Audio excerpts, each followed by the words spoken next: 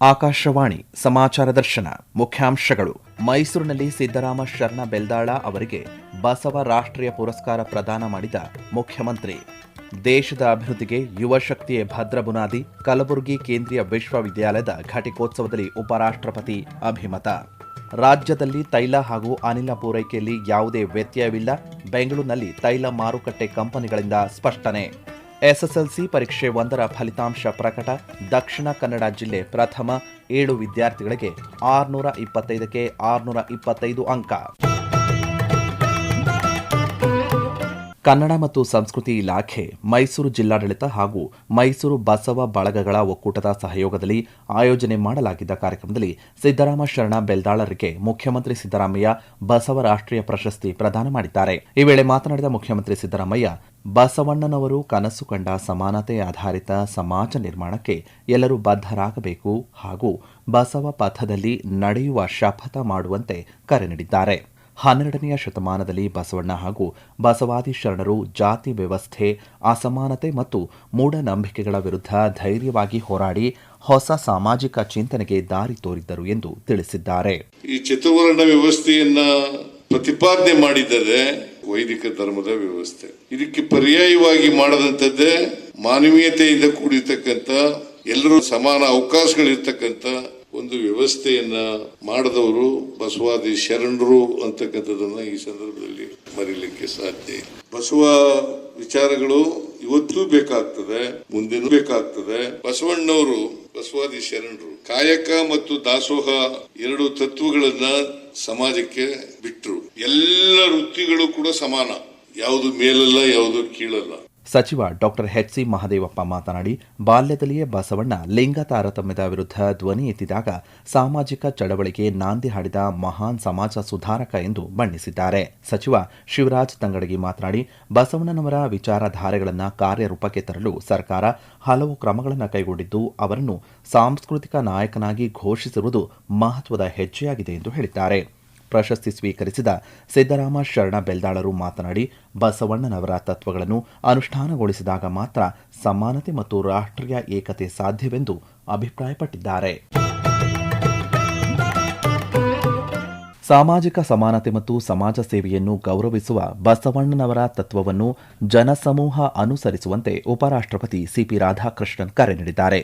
ಬೀದರ್ನ ಭಾಲ್ಕಿಯ ಚೆನ್ನಬಸವಾಶ್ರಮದಲ್ಲಿ ನಡೆದ ಡಾಕ್ಟರ್ ಬಸವಲಿಂಗ ಪಟ್ಟದೇವರು ಮಹಾಸ್ವಾಮೀಜಿಯವರ ಅಮೃತ ಮಹೋತ್ಸವ ಕಾರ್ಯಕ್ರಮ ಉದ್ಘಾಟಿಸಿ ಮಾತನಾಡಿದ ಅವರು, ಕರುಣೆ ಮತ್ತು ಧರ್ಮದ ಆಧಾರದ ಮೇಲೆ ಸಮಾನವಾಗಿ ಬೇರೂರಿರುವ ಸಮಾಜವನ್ನು ಸೃಷ್ಟಿಸುವ ಸಂತ ಶ್ರೇಷ್ಠ ಬಸವಣ್ಣನವರ ಸಾರ್ವತ್ರಿಕ ತತ್ವಜ್ಞಾನ ಅನುಸರಿಸಲು ಎಲ್ಲರೂ ಸಂಕಲ್ಪ ತೊಡಬೇಕು ಎಂದು ತಿಳಿಸಿದ್ದಾರೆ.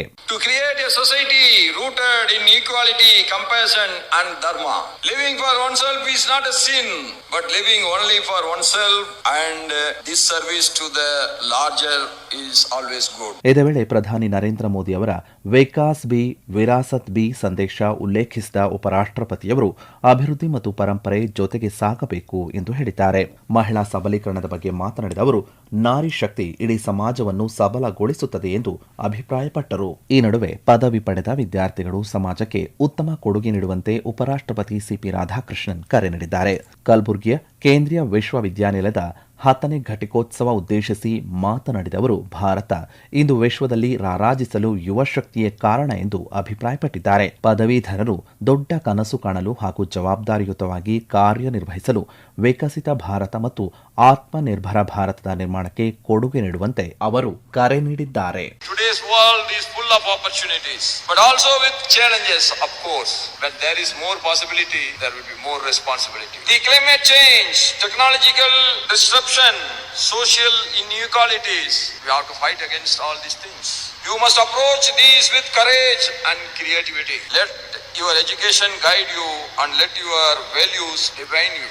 Yes, what we learned here, that should reflect in our every action, in our way of life. Success is not measured only by personal gain. So the success of one person is not limited to a particular period. We wish our colleague got the gold medal. Yes, we are very happy. As it is, we have got the gold medal. But by comparing with the winner, we should never get dejected or we should never become jealous.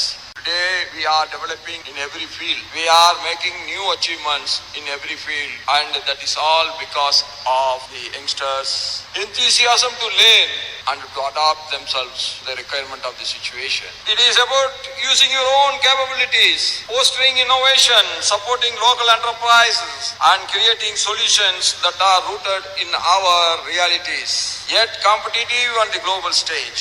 That is what is important. We have to be very competitive in the global stage.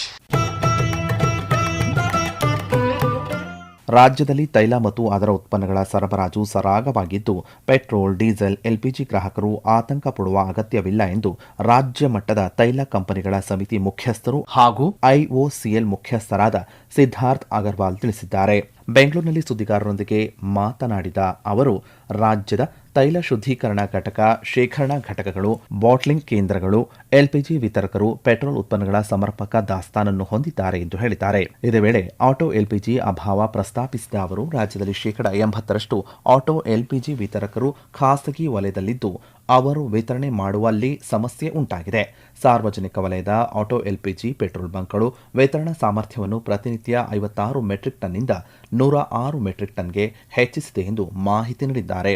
ವಾಣಿಜ್ಯ ಬಳಕೆ LPG ಪೂರೈಕೆಯಲ್ಲಿ ಸ್ವಲ್ಪ ಮಟ್ಟಿಗೆ ವ್ಯತ್ಯಯ ಉಂಟಾಗಿದ್ದು ಅಂತಹ ಗ್ರಾಹಕರು PNG pipeline ಗ್ಯಾಸ್ಗೆ ಅರ್ಜಿ ಸಲ್ಲಿಸುವಂತೆ ತಿಳಿಸಿದ್ದಾರೆ. ಕಾರ್ಯಕ್ರಮದಲ್ಲಿ ಭಾರತ ಸರ್ಕಾರದ ವಾರ್ತಾ ಶಾಖೆಯ ಹೆಚ್ಚುವರಿ ಮಹಾನಿರ್ದೇಶಕರಾದ ಎಸ್ಜಿ ರವೀಂದ್ರ ಹಾಗೂ ಪೆಟ್ರೋಲಿಯಂ ಸಂಸ್ಥೆಯ ಅಧಿಕಾರಿಗಳು ಉಪಸ್ಥಿತರಿದ್ದರು. ಎಸ್ಎಸ್ಎಲ್ಸಿ ಪರೀಕ್ಷೆ 1ರ ಫಲಿತಾಂಶ ಪ್ರಕಟಗೊಂಡಿದ್ದು ಇದೇ ಮೊದಲ ಬಾರಿಗೆ 94.10% ಫಲಿತಾಂಶ ಬಂದಿದೆ. ದಕ್ಷಿಣ ಕನ್ನಡ ಜಿಲ್ಲೆ ಪ್ರಥಮ, ಉಡುಪಿ ದ್ವಿತೀಯ, ಉತ್ತರ ಕರ್ನಾಟಕ ತೃತೀಯ ಸ್ಥಾನವನ್ನು ಪಡೆದುಕೊಂಡಿದೆ. ಬೆಂಗಳೂರಿನಲ್ಲಿ ಸುದ್ದಿಗೋಷ್ಠಿ ನಡೆಸಿ ಮಾತನಾಡಿದ ಶಿಕ್ಷಣ ಸಚಿವ ಮಧು ಬಂಗಾರಪ್ಪ ಹೆಚ್ಚಿನ ಮಾಹಿತಿ ಹಂಚಿಕೊಂಡರು. ಫಸ್ಟ್ ಎಕ್ಸಾಮ್ ಅಲ್ಲಿ ರಾಜ್ಯ ಮಟ್ಟದಲ್ಲಿ ಅಪಿಯರ್ಡ್ 7,70,209, ಪಾಸ್ಟ್ 7,24,794. ಈ ಸತಿ ಪರ್ಸೆಂಟೇಜ್ ಅಚೀವ್ ಮಾಡಿರೋದು 94.1%. 93.97 ಅಂದ್ರೆ ಹೆಚ್ಚು ಕಮ್ಮಿ 94% ಸರ್ಕಾರಿ ಶಾಲೆಯಲ್ಲಿ ಅಚೀವ್ ಮಾಡಿದ್ದಾರೆ. 625ಕ್ಕೆ 625 ತಗೊಂಡಿರೋರು ಸರ್ಕಾರಿ ಶಾಲೆ ಒಂದು ಮಗು ತಗೊಂಡಿದೆ. ಅದು ಬಿಟ್ರೆ ದಾವಣಗೆರೆ, ಚಿಕ್ಕಮಗಳೂರು, ಬೆಂಗಳೂರು ನಾರ್ತ್, ಉಡುಪಿ, ವಿಜಯಪುರ ಮತ್ತೆ ರಾಯಚೂರು ಅವರು ಕೂಡ ತಗೊಂಡಿದ್ದಾರೆ. ಈ ಬಾರಿ ಪರೀಕ್ಷೆಗೆ ಹಾಜರಾಗಿದ್ದ 7,70,209 ವಿದ್ಯಾರ್ಥಿಗಳ ಪೈಕಿ 7,24,794 ವಿದ್ಯಾರ್ಥಿಗಳು ಉತ್ತೀರ್ಣರಾಗಿದ್ದಾರೆ. ಈ ಬಾರಿಯೂ ಬಾಲಕಿಯರೇ ಮೇಲುಗೈ ಸಾಧಿಸಿದ್ದಾರೆ. 7 ವಿದ್ಯಾರ್ಥಿಗಳು 625ಕ್ಕೆ 625 ಅಂಕ ಪಡೆಯುವ ಮೂಲಕ ಸಾಧನೆ ಮೆರೆದಿದ್ದಾರೆ. ಬೆಳಗಾವಿ ಜಿಲ್ಲೆಯ ಅಥಣಿ ತಾಲೂಕಿನ ಕಟಗೇರಿ ಗ್ರಾಮದ ಸರ್ಕಾರಿ ಶಾಲೆಯ ಪ್ರಾರ್ಥನಾ ಬಿರಾದರ 625ಕ್ಕೆ 625 ಅಂಕ ಪಡೆದಿದ್ದಾರೆ. ಚಿಕ್ಕಮಗಳೂರು ನಗರದ ಸೇಂಟ್ ಮೇರೀಸ್ ಶಾಲೆಯ ವಿದ್ಯಾರ್ಥಿನಿ ಬೃಂದ 625 ಅಂಕಗಳನ್ನು ಪಡೆದು ಉತ್ತೀರ್ಣರಾಗಿದ್ದು ರಾಜ್ಯಕ್ಕೆ ಪ್ರಥಮ ಸ್ಥಾನ ಪಡೆದಿದ್ದಾರೆ. ವಿಷಯವಾರು 100% ಫಲಿತಾಂಶ ಪಡೆದು ಜಿಲ್ಲೆ ಹಾಗೂ ರಾಜ್ಯ ಮಟ್ಟದಲ್ಲಿ ಅಗ್ರಸ್ಥಾನ ಪಡೆದಿದ್ದಾರೆ. ಆಕಾಶವಾಣಿಯೊಂದಿಗೆ ಬೃಂದ ಸಂತಸ ಹಂಚಿಕೊಂಡಿದ್ದಾರೆ. ತುಂಬಾ ಕಾಂಪ್ಲಿಕೇಟೆಡ್ ಇರೋ ಸಬ್ಜೆಕ್ಟ್ಸ್ ನ ಜಾಸ್ತಿ ಹೊತ್ತು ಅದ್ರ ಮೇಲೆ ಕಾನ್ಸಂಟ್ರೇಟ್ ಮಾಡಿ ಅವತ್ತಿನ ಟಾಪಿಕ್ಸ್ ಟಾರ್ಗೆಟ್ ಇಟ್ಕೊಂಡು ಅದನ್ನ ಕವರ್ ಮಾಡ್ತಿದ್ದೆ. ಟೀಚರ್ ಸಪೋರ್ಟ್ ಇಂದ ಇಲ್ಲಿದ್ದೀನಿ ಅಂತ ಅನ್ಸುತ್ತೆ. ಎಸ್ಎಸ್ಎಲ್ಸಿಯಲ್ಲಿ ಉತ್ತೀರ್ಣರಾಗಿರುವ ಹಾಗೂ ಹೆಚ್ಚು ಅಂಕಗಳ ಜೊತೆ ವಿಶೇಷ ಸಾಧನೆ ಮಾಡಿರುವ ವಿದ್ಯಾರ್ಥಿಗಳಿಗೆ ಮುಖ್ಯಮಂತ್ರಿ ಸಿದ್ದರಾಮಯ್ಯ ಅಭಿನಂದನೆ ಸಲ್ಲಿಸಿದ್ದಾರೆ. ಈ ಬಾರಿಯ ಫಲಿತಾಂಶದಲ್ಲಿ ಅತ್ಯುತ್ತಮ ಸಾಧನೆ ಮಾಡಿರುವ ದಕ್ಷಿಣ ಕನ್ನಡ, ಉಡುಪಿ ಹಾಗೂ ಉತ್ತರ ಕನ್ನಡ ಜಿಲ್ಲೆಯ ಶಿಕ್ಷಕ ವರ್ಗಕ್ಕೂ ಅಭಿನಂದನೆ ಸಲ್ಲಿಸಿದ್ದಾರೆ. ಬೆಳಗಾವಿ ಜಿಲ್ಲೆಯ ಅಥಣಿ ತಾಲೂಕಿನ ಕಟಗೇರಿ ಸರ್ಕಾರಿ ಪ್ರೌಢಶಾಲೆಯ ಗ್ರಾಮೀಣ ಪ್ರತಿಭೆ ಪ್ರಾರ್ಥನಾ ನಾಗಪ್ಪ ಬಿರಾದರ ಎಸ್ಎಸ್ಎಲ್ಸಿ ಪರೀಕ್ಷೆಯಲ್ಲಿ 625ಕ್ಕೆ 625 ಅಂಕ ಗಳಿಸುವುದರ ಮೂಲಕ ರಾಜ್ಯಕ್ಕೆ ಪ್ರಥಮ ಸ್ಥಾನ ಪಡೆದುಕೊಂಡಿದ್ದಾರೆ. ಆಕಾಶವಾಣಿಯೊಂದಿಗೆ ಸಂತಸ ಹಂಚಿಕೊಂಡಿರುವ ಪ್ರಾರ್ಥನಾ, ರ್ಯಾಂಕ್ ನಿರೀಕ್ಷೆ ಇತ್ತು, ಆದರೆ ಪೂರ್ಣ ಅಂಕ ಪಡೆಯುವ ನಿರೀಕ್ಷೆ ಇರಲಿಲ್ಲ ಎಂದು ತಿಳಿಸಿದ್ದಾರೆ. ಫಸ್ಟ್ ತುಂಬಾ ಖುಷಿ ಆಗತ್ತೈತ್ರಿ. ಆಮೇಲೆ ಎಕ್ಸ್ಪೆಕ್ಟೇಷನ್ ಇತ್ತು ಅಂದ್ರ 620 ಮೇಲೆ ಬರ್ಬೋದು ಅಂತ ಐತ್ರಿ. ಕರೆ 625ಕ್ಕೆ 625 ಬರುತ್ತಂತ ನಿರೀಕ್ಷೆ ಮಾಡಿದ್ವಿ. ವಿಜಯಪುರ ಜಿಲ್ಲೆಯ ಮುದ್ದೇಬಿಹಾಳ ತಾಲೂಕಿನ ನಾಗರಬೆಟ್ಟನ ಆಕ್ಸ್ಫರ್ಡ್ ಶಾಲೆಯ ವಿದ್ಯಾರ್ಥಿನಿ ಕುಮಾರಿ ಸೌಜನ್ಯ ಬಸವರಾಜ ಕಂದಕೂರ ರಾಜ್ಯಕ್ಕೆ ಪ್ರಥಮ ಸ್ಥಾನ ಪಡೆದು ಗಮನ ಸೆಳೆದಿದ್ದಾಳೆ. ಇಂಗ್ಲಿಷ್ ಮಾಧ್ಯಮದಲ್ಲಿ ವಿದ್ಯಾಭ್ಯಾಸ ಮಾಡುತ್ತಿರುವ ಸೌಜನ್ಯ 625ಕ್ಕೆ 625 ಅಂಕಗಳನ್ನು ಪಡೆದು ಅಪರೂಪದ ಸಾಧನೆ ಮಾಡಿದ್ದಾಳೆ. ದಾವಣಗೆರೆಯ ಚನ್ನಗಿರಿ ತಾಲೂಕಿನ ಕಬ್ಬಳ ಗ್ರಾಮದ ವಿದ್ಯಾಲಕ್ಷ್ಮಿ ಶಾಲೆಯ ವಿದ್ಯಾರ್ಥಿ ಎಸ್ಜಿ ಭರತ್ 625 ಅಂಕ ಗಳಿಸಿ ರಾಜ್ಯಕ್ಕೆ ಮೊದಲ ರ್ಯಾಂಕ್ ಪಡೆದಿದ್ದಾನೆ. ಜವಳಿ ವಲಯಕ್ಕೆ ಸಂಬಂಧಪಟ್ಟಂತೆ ಕೇಂದ್ರ ಬಜೆಟ್ನಲ್ಲಿ ಮಾಡಿರುವ 7 ಘೋಷಣೆಗಳು ರಾಜ್ಯದ ಜವಳಿ ಉದ್ಯಮದ ಬೆಳವಣಿಗೆಗೆ ಮತ್ತು ರಫ್ತು ಹೆಚ್ಚಿಸಲು ಸಹಾಯ ಮಾಡಲಿದೆ ಎಂದು ಜವಳಿ ಸಚಿವಾಲಯದ ಕಾರ್ಯದರ್ಶಿ ನೀಲಂ ಶಮೀರಾವ್ ತಿಳಿಸಿದ್ದಾರೆ. ಬೆಂಗಳೂರಿನಲ್ಲಿ ಆಕಾಶವಾಣಿಯೊಂದಿಗೆ ಮಾತನಾಡಿದ ಅವರು, ಜವಳಿ ವಲಯವು 2ನೇ ಅತಿ ಹೆಚ್ಚು ಉದ್ಯೋಗವನ್ನು ಸೃಷ್ಟಿಸುತ್ತದೆ ಎಂದು ಹೇಳಿದ್ದಾರೆ. 2030ರ ವೇಳೆಗೆ ಕೇಂದ್ರ ಸರ್ಕಾರವು ಜವಳಿ ಉದ್ಯಮದ ಪಾತ್ರವನ್ನು ದ್ವಿಗುಣಗೊಳಿಸಲು ಮತ್ತು ಪ್ರಸ್ತುತ ಮಟ್ಟಕ್ಕಿಂತ ಸುಮಾರು 3 ಪಟ್ಟು ರಫ್ತುಗಳನ್ನು ಹೆಚ್ಚಿಸಲು ಸಜ್ಜಾಗಿದೆ ಎಂದು ತಿಳಿಸಿದ್ದಾರೆ. It looks at the entire ecosystem of the textiles, the budget, the consultations with the state governments and the stakeholders is a part and parcel of the Government of India's policy. We want the MSMEs to grow and take benefit of the various schemes as well as the push they can give collectively to the exports of textile sector. ರಾಜ್ಯಾದ್ಯಂತ ದಿನದಿಂದ ದಿನಕ್ಕೆ ತಾಪಮಾನ ಏರಿಕೆಯಾಗುತ್ತಿರುವ ಹಿನ್ನೆಲೆಯಲ್ಲಿ ಸಾರ್ವಜನಿಕರ ಆರೋಗ್ಯ ರಕ್ಷಣೆಗಾಗಿ ಮೈಸೂರಿನ ಪ್ರತಿಷ್ಠಿತ ಕೆಆರ್ ಆಸ್ಪತ್ರೆ ಮುಂಜಾಗ್ರತಾ ಕ್ರಮ ಕೈಗೊಂಡಿದೆ. ಬಿಸಿಲಿನ ಬೇಗೆಯಿಂದ ಅಸ್ವಸ್ಥರಾಗುವವರಿಗೆ ತಕ್ಷಣದ ಚಿಕಿತ್ಸೆ ನೀಡಲು ಆಸ್ಪತ್ರೆಯಲ್ಲಿ ಪ್ರತ್ಯೇಕ ಸನ್ಸ್ಟ್ರೋಕ್ ವಾರ್ಡ್ ತೆರೆಯಲಾಗಿದೆ ಎಂದು ಆಸ್ಪತ್ರೆ ಅಧೀಕ್ಷಕಿ ಡಾ ಶೋಭಾ ಆಕಾಶವಾಣಿಗೆ ಮಾಹಿತಿ ನೀಡಿದ್ದಾರೆ.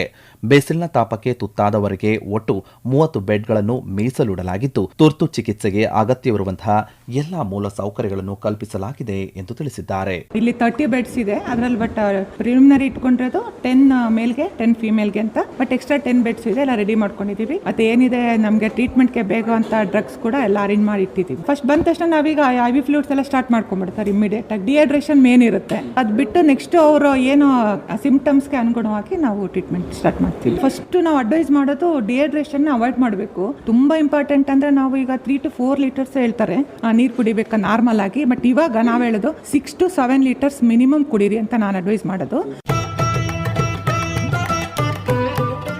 ಕೇಂದ್ರ ಸರ್ಕಾರ ಪದ್ಮ ಪ್ರಶಸ್ತಿ ಘೋಷಿಸಿದಾಗ ಆಶ್ಚರ್ಯವಾಗಿತ್ತು ಎಂದು ನಿವೃತ್ತ ವಿಜ್ಞಾನಿ ಡಾ ಶುಭಾ ವೆಂಕಟೇಶ್ ಅಯ್ಯಂಗಾರ್ ತಿಳಿಸಿದ್ದಾರೆ. ಆಕಾಶವಾಣಿಯೊಂದಿಗೆ ಮಾತನಾಡಿದ ಅವರು, ನಮ್ಮ ಅಳಿಲು ಸೇವೆ ಗುರುತಿಸಿ ಕೇಂದ್ರ ಸರ್ಕಾರ ಈ ಪ್ರಶಸ್ತಿ ನೀಡಿರುವುದಕ್ಕೆ ಧನ್ಯವಾದ ಸಲ್ಲಿಸಿದ್ದಾರೆ. ನಿವೃತ್ತಿಯಾಗಿ 5 ವರ್ಷಗಳ ಬಳಿಕ ಈ ಪ್ರಶಸ್ತಿ ಸಂದಿರುವುದು ಖುಷಿಯ ವಿಚಾರ ಎಂದು ಹೇಳಿದ್ದಾರೆ. ಪದ್ಮಶ್ರೀ ಪ್ರಶಸ್ತಿ ಬಂದಾಗ ನನಗೆ ತುಂಬಾನೇ ಆಶ್ಚರ್ಯ ಆಯಿತು. ಯಾಕೆಂದ್ರೆ ನಾನು ನಿವೃತ್ತಿಯಾಗಿ 5 ವರ್ಷ ಆಗಿದೆ. ಇದಕ್ಕೆ ಕಾರಣ ಒಂದು ಮಾತ್ರ ಹೇಳಬಲ್ಲೆ, ನನ್ನ MSc ಕ್ಲಾಸ್ಮೇಟ್ ಆಗಿದ್ದವರು ಆರೆಗಾನ್ ಯೂನಿವರ್ಸಿಟಿನಲ್ಲಿದ್ದಾರೆ. ಅವರು ನನ್ನ ರೆಕಮೆಂಡ್ ಮಾಡಿ ಹಾಕಿದ್ರು, ತಗೊಳ್ಳೇಬೇಕು ಇಷ್ಟೆಲ್ಲ ಮಾಡಿದ್ಯಾ ಅಂತ. ಸಂತೋಷ ಆಯಿತು ಖಂಡಿತ ಕೇಂದ್ರ ಸರ್ಕಾರ ಕೊಟ್ಟಿದ್ದಕ್ಕೆ. ನಾವು ಮಾಡಿರೋ ಒಂದು ಅಳಿಲು ಸೇವೆ ದೇಶಕ್ಕಾಗಿ ಅದನ್ನ ರೆಕಗ್ನೈಸ್ ಮಾಡಿ ಕೊಟ್ಟಿದ್ದಾರಲ್ಲ ಅಂತ ತುಂಬಾ ಸಂತೋಷ ಆಯಿತು. ಅದಕ್ಕೆ ಎಲ್ಲ ನಮ್ಮ ಜೊತೆ ಕೆಲಸ ಮಾಡಿದವರು ಎಲ್ಲರೂ ಅದಕ್ಕೆ ಕಾರಣರಾದ್ರು ಅಂತ ಹೇಳ್ತೀನಿ. ಮುಖ್ಯಮಂತ್ರಿ ಸಿದ್ದರಾಮಯ್ಯ ಅಧ್ಯಕ್ಷತೆಯಲ್ಲಿ ನಡೆದ ವಿಶೇಷ ಸಂಪುಟ ಸಭೆಯಲ್ಲಿ ಪರಿಶಿಷ್ಟ ಜಾತಿಗಳ ಒಳ ಮೀಸಲಾತಿ ಬಗ್ಗೆ ಮಹತ್ವದ ತೀರ್ಮಾನ ಕೈಗೊಳ್ಳಲಾಗಿದೆ. ಈ ಮೂಲಕ ಹಲವು ವರ್ಷಗಳಿಂದ ಇದ್ದ ಗೊಂದಲಕ್ಕೆ ಸರ್ಕಾರ ತೆರೆ ಎಳೆದಿದೆ. ಪರಿಶಿಷ್ಟ ಜಾತಿಗಳಿಗೆ ಲಭ್ಯವಿರುವಂತಹ 15% ಮೀಸಲಾತಿಯಲ್ಲಿ ಪರಿಶಿಷ್ಟ ಎಡಗೈ ಸಮುದಾಯಕ್ಕೆ 5.25%, ಬಲಗೈ ಸಮುದಾಯಕ್ಕೆ 5.25%, ಇತರರಿಗೆ 4.5% ಹಂಚಿಕೆ ಮಾಡಲು ನಿರ್ಧರಿಸಲಾಗಿದೆ. ಸಂಪುಟ ಸಭೆಯ ಬಳಿಕ ಸುದ್ದಿಗಾರರೊಂದಿಗೆ ಮಾತನಾಡಿದ ಮುಖ್ಯಮಂತ್ರಿ ಸಿದ್ದರಾಮಯ್ಯ, ಈ ತೀರ್ಮಾನಕ್ಕೆ ವಿಶೇಷ ಸಂಪುಟ ಸಭೆಯಲ್ಲಿ ಸರ್ವಾನುಮತದಿಂದ ಒಪ್ಪಿಗೆ ದೊರೆತಿದೆ ಎಂದು ಸ್ಪಷ್ಟಪಡಿಸಿದ್ದಾರೆ. ನ್ಯಾಯಾಲಯದ ಮುಂದಿನ ಆದೇಶದವರೆಗೆ ಇದೇ ಅನುಪಾತ ಅನ್ವಯವಾಗಲಿದ್ದು, ನೇಮಕಾತಿ ವೇಳೆ ಪ್ರವರ್ಗ ಎ 5.25, ಬಿ 5.25, ಸಿ 4.5 ಮೀಸಲಾತಿಯೊಂದಿಗೆ ಅಧಿಸೂಚನೆಯನ್ನು ಮತ್ತೊಮ್ಮೆ ಪ್ರಕಟಿಸಲಾಗುವುದು ಎಂದು ತಿಳಿಸಿದ್ದಾರೆ. ಬಜೆಟ್ನಲ್ಲಿ ಘೋಷಿಸಿರುವ 56,432 ಹುದ್ದೆಗಳ ಭರ್ತಿ ವೇಳೆ ಈ ಮೀಸಲಾತಿ ಅನ್ವಯವಾಗಲಿದೆ ಎಂದು ಹೇಳಿದ್ದಾರೆ. 5.25, 5.25, 4.5, 5.25 ಅದು ಲೆಫ್ಟ್ಗೆ ಅವರ ಸಂಬಂಧಿತ ಜಾತಿಗಳಿಗೆ, ಬೋವಿ, ಲಂಬಾಣಿ, ಕೊರ್ಚ, ಕೊರಮ ಮತ್ತೆ 59 ಅಲೆಮಾರಿ ಜಾತಿಗಳು ಇವೆಲ್ಲ ಸೇರಿ 4.5. ಇದು ಸರ್ವಾನುಮತದಿಂದ ತೀರ್ಮಾನ ಆಗಿರ್ತಕ್ಕಂಥದ್ದು. ತೀರ್ಪಿಗೆ ಅನುಗುಣವಾಗಿ ತೀರ್ಮಾನ ಮಾಡಲು. ಇದುವರೆಗೂ ಸಮಾಚಾರ ದರ್ಶನ ಕೇಳಿದಿರಿ. ಸುದ್ದಿ ಸಂಪಾದಕರು ಆಕಾಶವಾಣಿ ಬೆಂಗಳೂರು ಪ್ರಾದೇಶಿಕ ಸುದ್ದಿ ವಿಭಾಗದ ಸಹಾಯಕ ನಿರ್ದೇಶಕರಾದಂತಹ ತುಕಾರಾಮ ಗೌಡ ಜಿ. ಸಮಗ್ರ ನಿರ್ವಹಣೆ ಆಕಾಶವಾಣಿ ಬೆಂಗಳೂರು ಪ್ರಾದೇಶಿಕ ಸುದ್ದಿ ವಿಭಾಗದ ಸಹಾಯಕ ನಿರ್ದೇಶಕರಾದಂತಹ ಸುಹಾಸ್ ಆರ್. ಪ್ರಸಾರ ನಿರ್ವಹಣೆ ಮತ್ತು ಪ್ರಸ್ತುತಿ ಚೇತನ್ ಸಿವಿ. ಆಕಾಶವಾಣಿ ಬೆಂಗಳೂರು ಪ್ರಾದೇಶಿಕ ಸುದ್ದಿ ವಿಭಾಗ ಪ್ರಸ್ತುತಪಡಿಸಿದ ಈ ಕಾರ್ಯಕ್ರಮ ರಾಜ್ಯದ ಎಲ್ಲ ಬಾನುಲಿ ಕೇಂದ್ರಗಳಲ್ಲಿ ಏಕಕಾಲಕ್ಕೆ ಪ್ರಸಾರವಾಯಿತು. ಮತ್ತೆ ಮುಂದಿನ ವಾರ ಮೂಡಿಬರಲಿದೆ ವಾರದ ವಾರ್ತಾಚಿತ್ರ ಸಮಾಚಾರ ದರ್ಶನ.